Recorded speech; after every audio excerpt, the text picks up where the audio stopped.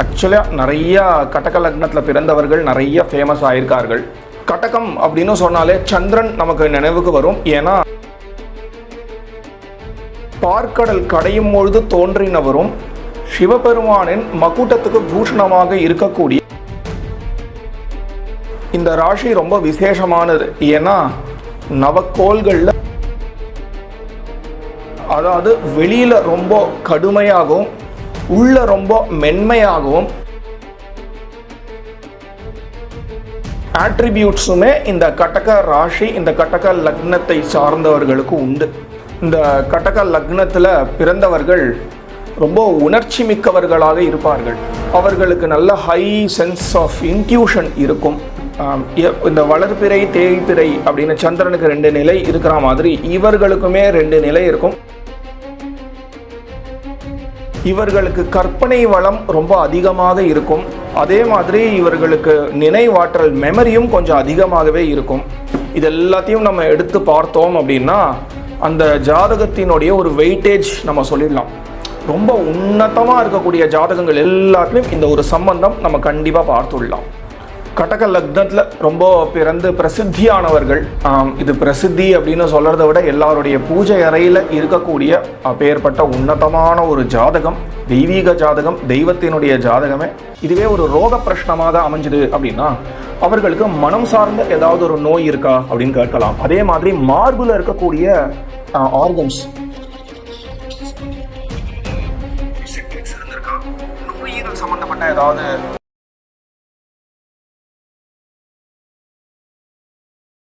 அன்பார்ந்த நண்பர்களே, சென்ற காணொளியில் மிதுன லக்னத்தை பற்றி பார்த்தோம்.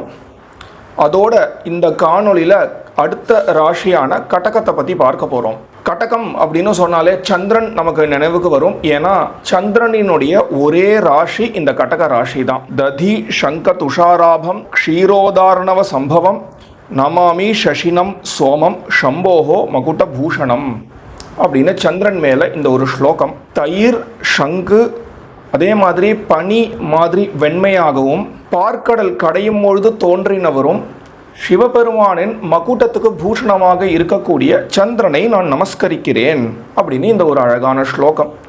இது வியாசர் அருளி செய்த ஸ்லோகம். நம்மளுடைய காலபுருஷ தத்துவத்திலிருந்து பார்த்தா மேஷம் ரிஷபம் மிதுனம் 4ஆவதாக வரக்கூடிய ராசி இந்த கடகம் அப்படிங்கிறது. நம்ம ஏற்கனவே ஜல தத்துவம் ஆண் பெண் இதெல்லாம் பார்த்தோம் இல்லையா? அதன்படி பார்க்கறதுல இந்த கடகம் அப்படிங்கிறது ஒரு பெண் ராசி, ஸ்திரீ ராசி. அதே மாதிரியே இது ஒரு நீர் ராசி, அதாவது ஜல தத்துவமான ஒரு ராசி. சரம் ஸ்திரம் உபயம் அப்படின்னு பார்த்தோம். இது மேஷம் மாதிரியே இதுவும் நகரும் தன்மை உடைய ராசி. இது சர ராசி, அதாவது ஆங்கிலத்தில் மூவபிள் சைன் அப்படின்னு சொல்லுவார்கள். சந்திரனினுடைய சொந்த ராசி. எப்படி ஒரு ராசி உதிக்கும் அப்படிங்கிறத பற்றியும் சொன்னோம். பிருஷ்டோதயம் ஷீர்ஷோதயம் அப்படின்னு. இது பிருஷ்டோதய ராசி, அதாவது தலை முதல்ல எழாம முதுகு முதல்ல எழக்கூடிய ஒரு ராசியாக இந்த கடகம் அப்படிங்கிறது அமையிறது. இது வடக்கு திக்க குறிக்கும். இந்த ராசி ரொம்ப விசேஷமானது. ஏன்னா நவக்கோள்களில் குரு உச்சமாகக்கூடிய ராசி இந்த கடக ராசி தான். குருவினுடைய நட்சத்திரமான புனர்வசுவும் ஒரு பாதம் இந்த ராசியில் பாக்கி இருக்கு. அதே மாதிரியே செவ்வாய் நீச்சமாகக்கூடிய ராசி இந்த கடகம் அப்படிங்கிறது. சந்திரனை பற்றி ஏற்கனவே சொன்னோம், அவருடைய ஸ்வக்ஷேத்திரம், அதாவது சொந்த ராசி. கடகம் அப்படிங்கிறது நண்டை வடிவமாக கொண்ட ராசி.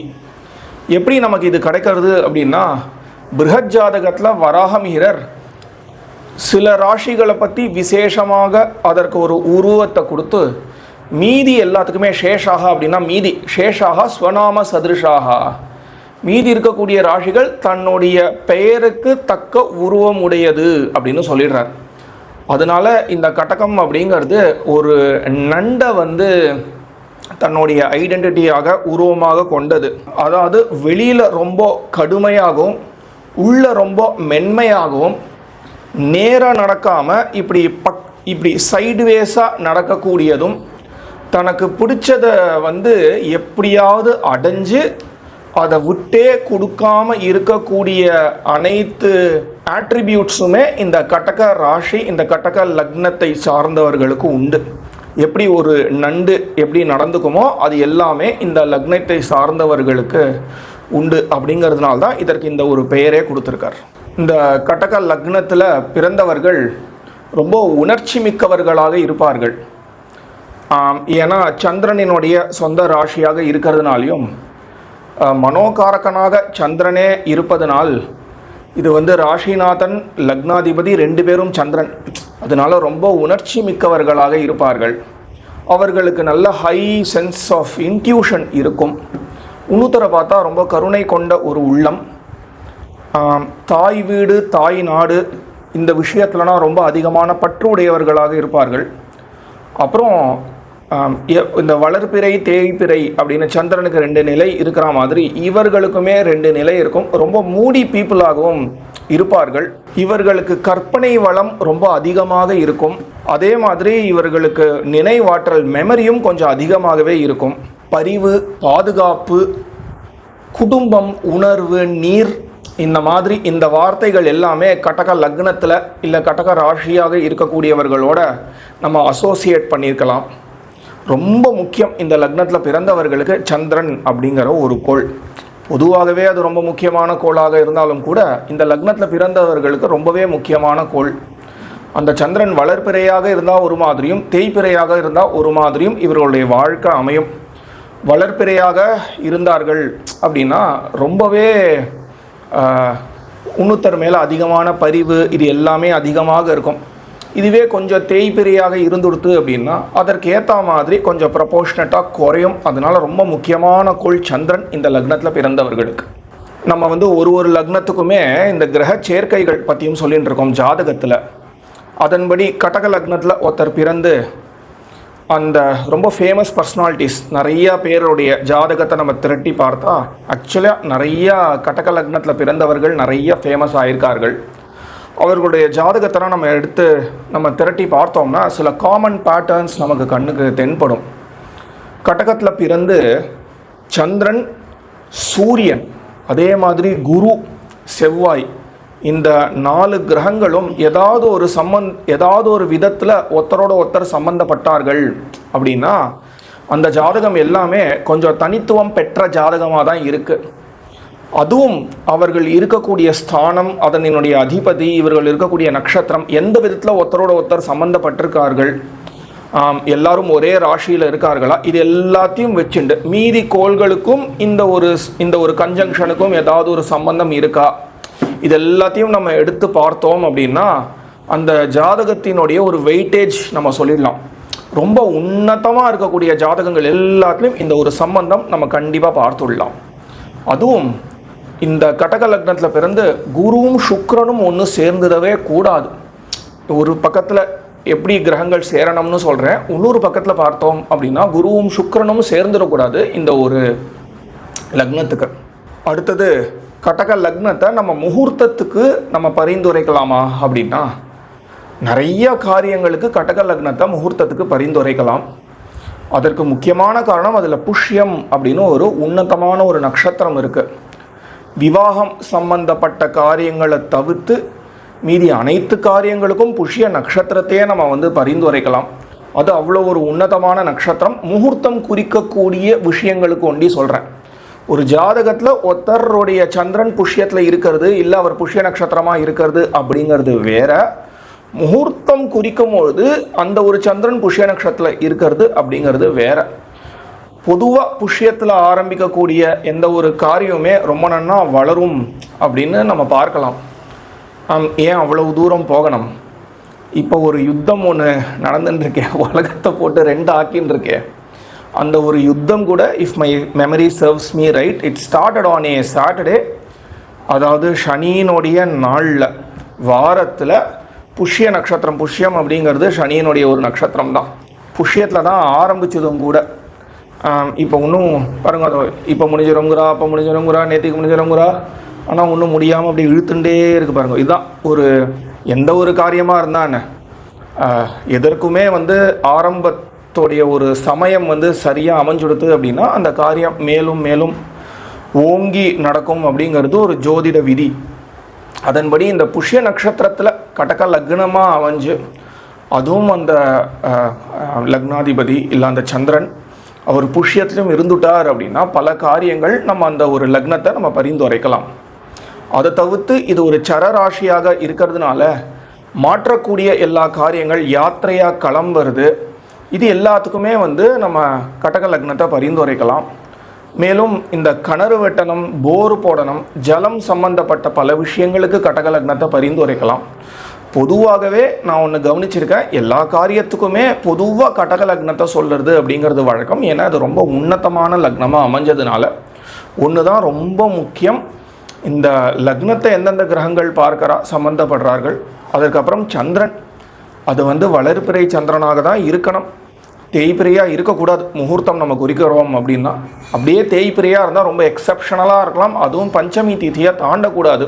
தேய்பிரை சதுர்த்தியில் எதுவும் பண்ணுறது வழக்கம் இல்லை. ஸோ நமக்கு எஃபெக்டிவாக கிடைக்கிறது 4 திதி, அதுவும் பிரதமையில் எதுவும் பண்ணுறது வழக்கம் இல்லை. த்விதியை, திருத்தியை, பஞ்சமி, தேய்பிரையாக இருந்தாலும் இந்த 3 திதிகள் தான் வளர்பிறையாக இருக்கணும். அப்படி இருந்தால் கடக லக்னத்தை பல காரியங்களுக்கு நம்ம முகூர்த்தம் வைக்கிறதுக்கு பரிந்துரைக்கலாம். அடுத்தது கடக லக்னம். நம்ம பிரஷ்னம் பார்க்கும்பொழுது கடகம் லக்னமாக வந்தது அப்படின்னா, இல்லை ஆரூடமாக வந்தது, இல்லை let us assume that this sign called Cancer plays an important role அப்படின்னா எதெல்லாம் இது குறிக்கும்? இது பிருஷ்டோதய ராசி அப்படின்னு சொன்னோம், அதாவது முதுகு எழக்கூடிய ராசி. அதனால் இந்த ஒரு கேள்விக்கு பிரஷ்னத்துக்கு கேள்வி ஆம் அப்படின்னு நம்ம சொல்கிறதாக இருந்தாலும் அது கொஞ்சம் தாமதத்துக்கு பின்னாடி நடக்கும், இல்லை கொஞ்சம் அதிகமான முயற்சிக்கு பின்னாடி நடக்கும் அப்படின்னு சொல்கிற மாதிரி அமையும் அந்த ஒரு பிரஷ்னம். இது சரராசியாக அமைஞ்சதுனால ஏதாவது ஒரு நபரை பற்றி கேட்டார் அப்படின்னா அவர் நம்ம நினைக்கக்கூடிய இடத்துல இருக்க மாட்டார். அவர் இப்போ ஒரு பிரயாணத்தில், அவர் இங்கேருந்து அங்கே ட்ராவலில் இருப்பார் அப்படின்னு சொல்லலாம். ஏதாவது ஒரு பொருளை பற்றி கேட்டோம் அப்படின்னா அந்த பொருள் இப்போ ஒரு இடத்துல இல்லாமல் இன்னொரு இடத்துக்கு நகர்ந்துடுத்து இல்லை நகர்ந்துட்டு இருக்கு அப்படின்னு சொல்லலாம். அதே மாதிரி இது ஒரு ஜலராசியாகவும் இருக்கிறதுனால அதையும் கலந்து நம்ம பலன் சொல்லலாம். ஒரு தண்ணீருக்கு பக்கத்தில் இருக்குது, இல்லை அது தண்ணீரிலேயே இருக்குது அப்படின்னு சொல்லலாம். சில இந்த மழையை பற்றி பிரஷ்னம்னா கேட்டு பார்த்துருக்கோம். அப்படி கேட்கும் போது கடக லக்னம்னா வந்துடுது அப்படின்னா இது ஒரு ஜலராசியாக அமைந்ததுனாலையும் சந்திரன் அப்படிங்கிறவர் ஒரு ஜல கிரகமாகவும் இருக்கிறதுனால நல்லா அதிகமான மழை, நம்ம எதிர்பார்த்ததோட அபண்டன்ட் ரெயின்ஸ் இருக்கும் அப்படின்னும் நம்ம ப்ரெடிக்ட் பண்ணலாம். வடக்கு நோக்கி அந்த ஒரு பொருளோ அந்த ஒரு நபரோ போயின்னு இருக்கார் அப்படின்னு சொல்லலாம். ஏன்னா அது வடக்கு அப்படிங்கிற திக்கை குறிக்கிறதுனால. இதுவே ஒரு ரோக பிரஷ்னமாக அமைஞ்சுது அப்படின்னா இது கடகம் அப்படிங்கிறது வந்துடுத்து, கடகம் லக்னமாக ஆரூடமாகவோ ஏதோ ஒன்று வந்துடுத்து அப்படின்னா அவர்களுக்கு மனம் சார்ந்த ஏதாவது ஒரு நோய் இருக்கா அப்படின்னு கேட்கலாம். அது நுரையீரல், அதே மாதிரி மார்பில் இருக்கக்கூடிய ஆர்கன்ஸ், அவர்களுக்கு ஏதாவது ஹார்ட் சம்மந்தப்பட்ட ஏதாவது ஒரு செட்பேக்ஸ் இருந்திருக்கா, நுரையீரல் சம்மந்தப்பட்ட ஏதாவது ஒரு ரோகம் இருக்கா, இது எல்லாத்தையுமே கடகம் அப்படிங்கிற ஒரு லக்னம் வருதுனால நம்மளால் சொல்ல முடியும். கடக லக்னத்தில் ரொம்ப பிறந்து பிரசித்தியானவர்கள், இது பிரசித்தி அப்படின்னு சொல்கிறத விட எல்லாருடைய பூஜை அறையில் இருக்கக்கூடிய அப்பேற்பட்ட உன்னதமான ஒரு ஜாதகம், தெய்வீக ஜாதகம், தெய்வத்தினுடைய ஜாதகமே. இதுதான் ராமபிரான் அவதரித்த போது அந்த கோள்கள் இருந்ததினுடைய ஒரு நிலை. இதை பற்றியே தனியாக பேசலாம், எவ்வளோ பேசினாலும் தகும். குரு உச்சம், லக்னாதிபதி லக்னத்திலே குரு, சந்திரன் ஸ்வக்ஷேத்திரம், சனி உச்சம், செவ்வாய் உச்சம், சுக்கிரன் உச்சம், சூரியன் உச்சம், 5 கோள்கள் உச்சம் இந்த ஜாதகத்தில். ஒரு கோள் ஸ்வக்ஷேத்திரம், அதாவது கடகத்திலேயே சந்திரன் இருக்கார். கடக லக்னத்தில் தான் பிரபு ஸ்ரீராமர் அவதரித்தார். அடுத்த ஒரு ஜாதகம் நம்ம பார்ப்போமே, இது புத்தரினுடைய ஒரு ஜாதகம். இவரும் கடக லக்னத்தில் தான் பிறந்தார். இந்த ஜாதகத்தினுடைய ஒரு அழகான அம்சம் நம்ம ஏற்கனவே சொன்னோம் இல்லையா, சந்திரன், சூரியன், அதே மாதிரி குரு, செவ்வாய் இவர்கள்லாம் சம்பந்தப்பட்டால் அவர் ரொம்ப உன்னதமாக இருப்பார் அப்படின்னு. அதே மாதிரி லக்னத்திலேருந்து 4வது வீட்டில் சந்திரன், அவருடைய பார்வையிலேயே சூரியன் இருக்கார், சனி இருக்கார், செவ்வாய் இருக்கார், குரு இருக்கார். இதெல்லாம் ரொம்ப விசேஷமான அம்சம். மேலும் ஒன்று பார்த்த உடனே நமக்கு பளிச்சுன்னு கண்ணில் ஒன்று தென்படும். 10வது கேந்திரத்தில் 5 கோள்கள் இருக்குது இல்லையா? அதாவது 6 கோள்கள் சம்மந்தப்படுறது 10வது வீட்டினோட. இதெல்லாம் ரொம்ப உன்னதமான ஒரு சந்நியாச யோகம். இது பிரவ்ரஜ்ய யோகம் அப்படின்னு சொல்லுவார். இந்த ஜாதகத்தை பற்றி நம்ம ஆக்சுவலாக தனியாகவே ஒரு வீடியோவில் பார்க்கலாம். இவர் கடக லக்னம் அப்படிங்கிறதுனால இந்த ஒரு ஜாதகத்தை காமிச்சோம். அடுத்தது சுவாமி ராமானுஜரனுடைய ஜாதகம். இவருமே கடகத்தில் தான் அவதரித்தார். இந்த ஜாதகமே பார்த்தா ரொம்ப விசேஷமான ஜாதகம். சந்திரனும் குருவும் சேர்ந்திருக்கார்கள். 10ல் சூரியன் இருக்கிறது ரொம்பவே ஒரு விசேஷம். சனியும் குருவும் சந்திரனோட, அதாவது லக்னாதிபதியோட சம்மந்தப்படுறார்கள். இந்த மாதிரி ஞானிகள், ரொம்ப பெரிய சந்நியாசிகள், ஆன்மீக மார்க்கத்தில் ரொம்ப பெரிய இடத்துல இருக்கக்கூடியவர்களுடைய ஜாதகத்தை நம்ம திரட்டி பார்த்தோம் அப்படின்னா ஒரு காமன் பேட்டர்ன் நம்ம கண்ணுக்கு தென்படும். லக்னத்தோட அதே மாதிரி ராசி லக்னத்தோடையும் சந்திரனோடையும் குருவும் சனியும் எப்படியோ ஒரு சம்மந்தப்படும். அதே மாதிரி குருவும் சனியும் தன்னோட ஒருத்தரும் சம்மந்தப்படும். இதோட எங்கேயாவது கேத்துவும் சம்மந்தப்பட்டுடுது அப்படின்னா ரொம்ப உயர் ஜாதகம். அந்த மாதிரி இருக்கக்கூடிய ஜாதகங்கள் அதையும் பார்த்துருக்கேன். இதில் பார்த்தா நமக்கு தெரியும், லக்னாதிபதியும் சரி, லக்னாதிபதியே சந்திரன், லக்னாதிபதியான சந்திரனோட சனியும் குருவும் எப்படி சம்மந்தப்பட்டிருக்கு அப்படின்னு நமக்கு தெரியறது. அதே மாதிரி அடுத்தது அரபிந்தோ. இவரும் ஒரு பெரிய ஒரு மகா புருஷர். இந்த ஜாதகத்தில் பாருங்கள், லக்னத்திலே குரு உச்சமாயிருக்கார். லக்னத்திலே குரு உச்சம், அதே மாதிரி செவ்வாய் நீச்சமாயிருக்கார். இவரும் கடக லக்னத்திலேயே பிறந்தவர் தான். புதனும் சூரியனும் 2ல் புதாதித்ய யோகம். அதே மாதிரி குருவினுடைய பார்வையிலேயே கேத்து, இப்போ தானே சொன்னேன் குருவும் கேத்துவும் சனியும் அப்படின்னு. அதே மாதிரி சந்திரனோட சனி சேர்ந்திருக்கு. குரு லக்னத்தில் உச்சமாகி அது கேத்து வேற பார்த்து, இதெல்லாம் ரொம்ப ஆச்சரியமான அம்சம் இந்த ஜாதகங்கள்லாம். அதே மாதிரி அடுத்தது சுவாமி சிவானந்தாவினுடைய ஒரு ஜாதகம். இவரும் கடக லக்னத்திலே தான் பிறந்திருக்கார். இவர்கள் எல்லாரையும் பற்றி I don't think I need to introduce anybody. இவர்கள் எல்லாருமே டால் ஃபிகர்ஸ். கடக லக்னம், லக்னத்திலே சனி, குரு சந்திரனை பார்க்கிறார். 2 பேரும் சப்தம திருஷ்டினால் குரு சந்திரனை பார்க்கறது. அதே மாதிரி லக்னாதிபதி 10ல் இருக்கிறது அப்படிங்கிறது ஒரு மிகப்பெரிய யோகம். கடகத்தில் பிறந்து லக்னாதிபதி 10ல் இருக்கிறதும், அதுவும் செவ்வாயும் சந்திரனும் பரிவர்த்தனை வேற ஆறார். இதெல்லாம் இந்த ஒரு ஜாதகத்தினுடைய ஒரு அழகான அம்சம். ஏற்கனவே சொன்ன மாதிரி ஒரு விதத்தில் பார்த்தா செவ்வாய் சந்திரன் குரு எல்லாருமே ஒருத்தர் சம்பந்தத்துக்கு வருது அப்படிங்கிறது இந்த லக்னத்தினுடைய ஒரு விசேஷம். இது மாதிரி தான் ஆச்சரியமாக இந்த ஜாதகங்கள் அமைஞ்சதுனாலையும் இவர்கள் இவ்வளவு டால் ஃபிகர்ஸாக வந்திருக்கார்கள். பல பெரிய மகான்கள் அவதரித்த ஒரு லக்னமாக கடக லக்னம் அமைஞ்சிருக்கு. இதற்கு முன்னாடி பார்த்த எல்லா லக்னத்தையும் பெரிய இண்டஸ்ட்ரியலிஸ்ட்ஸ் அர்த்த திரிகோணம் பற்றியே சொல்லிகிட்டே இருந்தோமே, இந்த ஒரு லக்னத்துக்கெல்லாம் வேறு மாதிரி சொல்லலாமே அப்படிங்கிறதுனால மகான்கள் ஜாதகமாக எடுத்து நம்ம பார்த்தோம். கடகமும் அவ்வளோ விசேஷமான ஒரு லக்னமாகவும் அமைஞ்சிருக்கு. அதெல்லாம் ராமரும் அவதரிச்சிருக்கார்.